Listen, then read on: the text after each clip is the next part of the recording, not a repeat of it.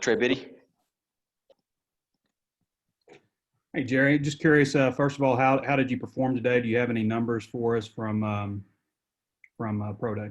I performed very well. I think I did good. I could have improved on a little more stuff. Today, I jumped, benched 20 reps on the bench thing. I jumped to 35 on vert, jumped to 10-1 on broad. I got different numbers in the 40. I had asked one of the scouts, they clocked me 4.38, one on clocked me 4.4, somebody clocked me 4.5. So I really don't know in that time, but in the 4.3s to 4.5 range, you can say that. I didn't get my numbers on the 5, 10, 5 in the L drill, but I think I did pretty good too. We haven't talked to you since your decision to opt out. Just curious what played into that decision. Man, just going through stuff. I wasn't. My mind wasn't there. I was just losing it. Honestly, it was me. I wasn't. I won't say no COVID or nothing. It was just my decision. I should have talked to someone before I made it. So honestly, it was just my decision. So own up to it. I learned from it. So. Scotty. Jerry, how would you say that decision benefited you, to this point, has benefited you to this point? In the beginning, it was bad. A lot of people were just curious and, questioning me, like, why did I opt out? So I feel like, it was hurtful. But now that, I did Pro Day and they see me and stuff like that. So I feel like they just want to see, can I handle adversity and, see if I can get coachable. So, it hurt me a little bit, but I think I'd be still good. What have what have you told teams that you can bring to the table? Man, just a lot. I just told them I can be me. I can be coachable. I can learn from my mistakes, like which I just did from the opting out decision. I learned from it. I learned what to do to make the better decision to not make a decision like that. Just my playing skills. I can play. I can do whatever they need me, special teams. Tom. Jerry, finishing up the fall and then what you've done since then, where have you worked out and who's repping you? I worked out in Miami with this. I signed with this agency group called AEC1 Sports Group, located in Miami. I was training at Mike Varus Facility Performance Center in South Florida, and that's where I've been at since I left here. Okay, and then in the couple of months that were left in the season, did you go down to Miami almost immediately, or were you working out around here? What'd you do? It took me probably no later than 4 weeks to find out where I'm gonna go train at and get started. So I probably left right after. Yeah, thanks. Hutch.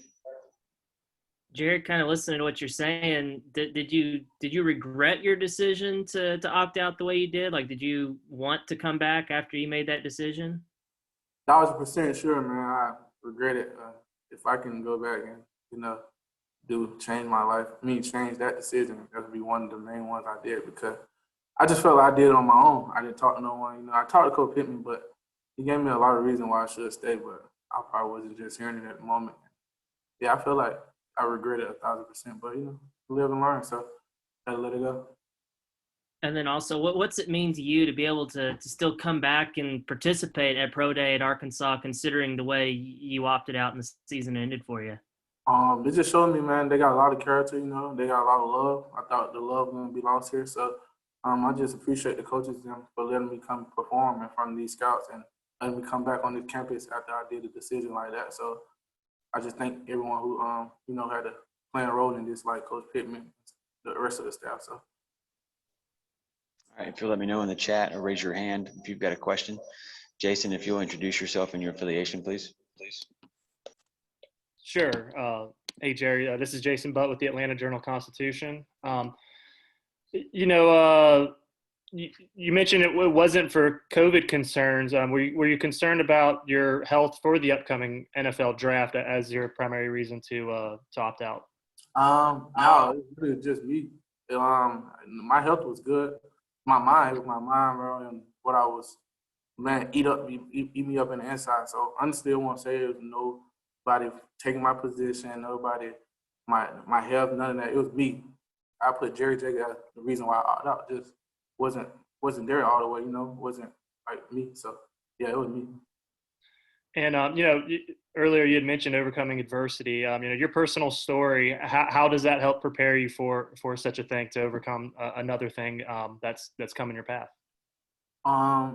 Just I learned from so much stuff, bro. Like I've been through so much, and like a lot of scouts like hearing their story, but I don't want them to just think their story the reason why I'm doing it, because like everybody got some story, and no one's cared, but like I just feel like it helped. It showed me that like my mom's still here with me because like the decision I made, it was hurtful and stuff like that, but I still got an opportunity to come out here and perform.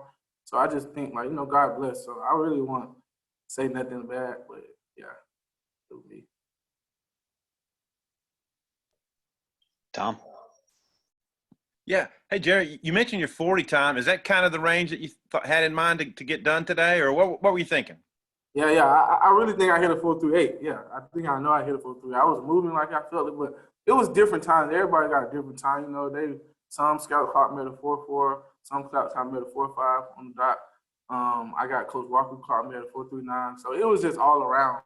But honestly, I think I know my speed and I know what I can hit. So I think my range was a 4.3, but everybody got different times. So Gotcha. Hey, wish you the best of luck, Jerry. thank you so much, huh?